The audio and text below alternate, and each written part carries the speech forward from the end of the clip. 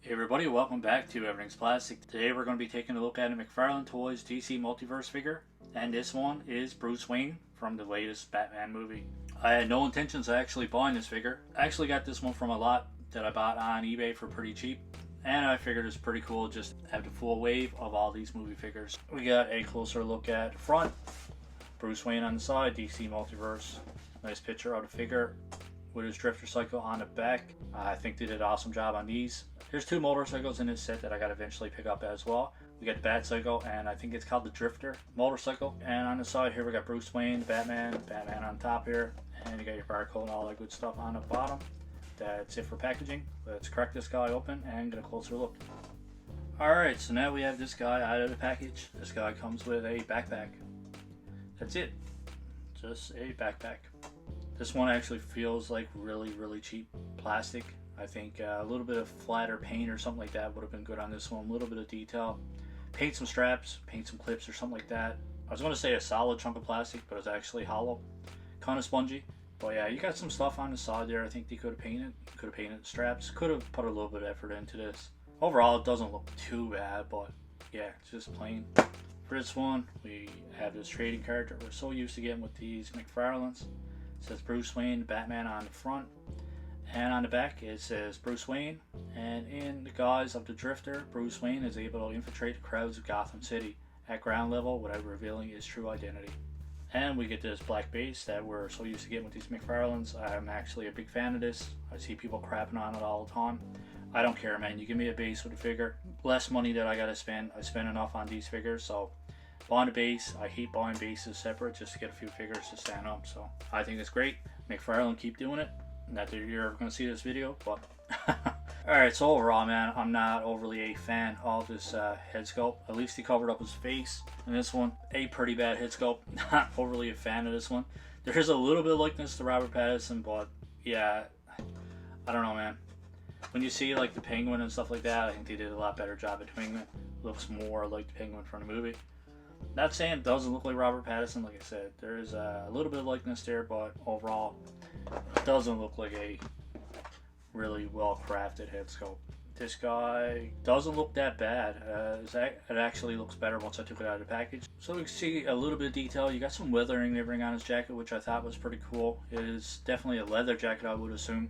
I don't know why his hood is super shiny. It doesn't really fit in with the rest of the figure. If you can do some customs and stuff like that, it definitely wouldn't hurt to put some black paint on that just to take the shine off. And as for everything else, you can see that there's some layering. Definitely has a jacket and under it, or a shirt. So not a bad design overall for his jacket.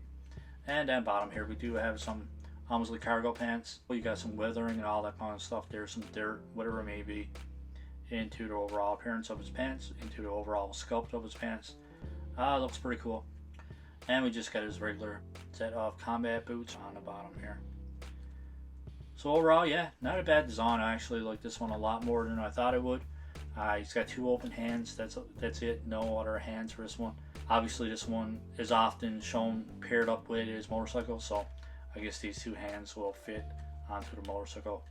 Hopefully, these two hands fit onto the motorcycle. I'll find out eventually when I do pick them up.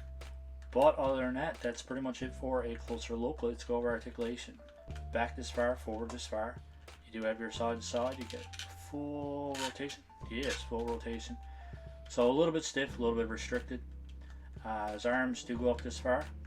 There is, see, a thing with these McFarlanes is you can't really see what's behind of it. There's not a lot of movement, so I'm going to say that there's not a butterfly joint here.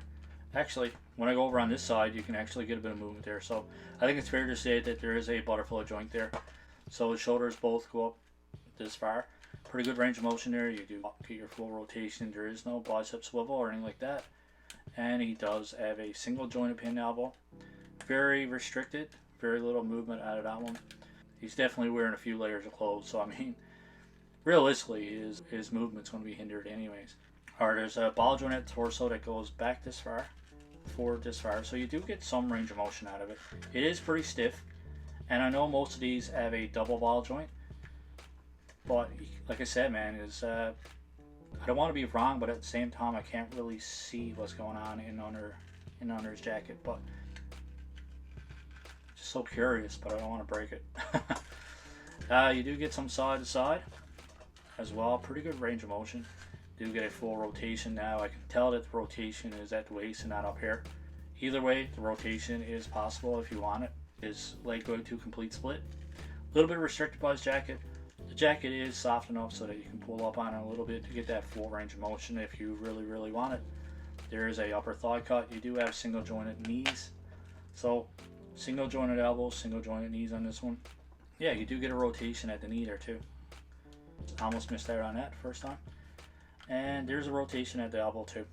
So, and for his ankles are restricted. You do get your full movement that we normally get. You get your full rotation, and there is a toe hinge, a little tiny toe hinge, but it's still there.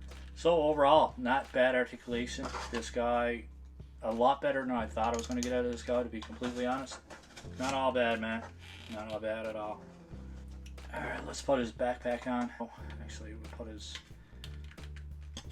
two arms back here like this.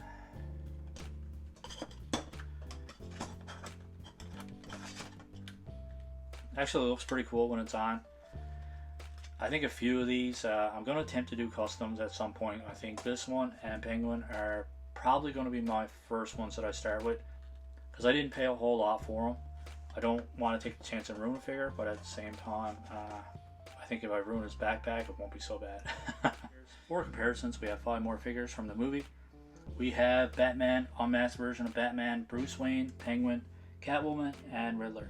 We have a review done for all of these, so if you want to check those out, feel free to do so.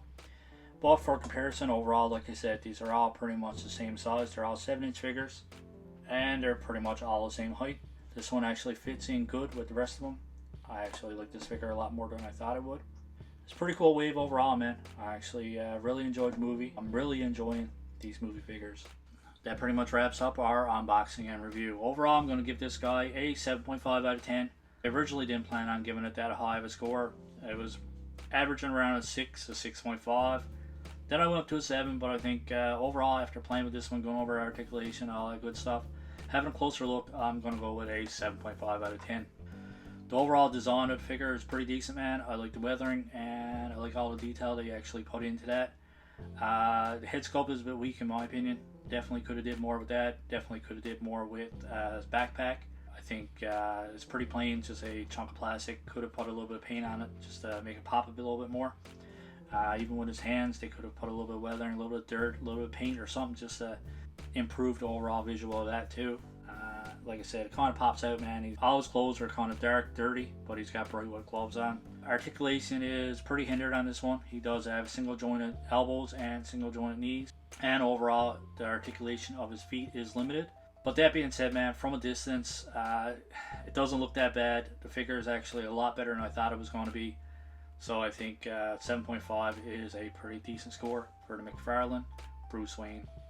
So let me know what you think of my score of 7.5 out of 10. Let me know what you think of this figure, and let me know what you think of Batman movie.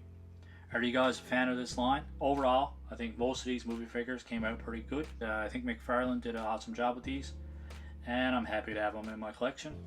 So as always, if you liked our review, don't forget to click on that like button, give us a thumbs up, and that subscribe button is always there if you guys want to click and subscribe. Thanks again for watching. We'll see you on the next one. Keep collecting and stay safe.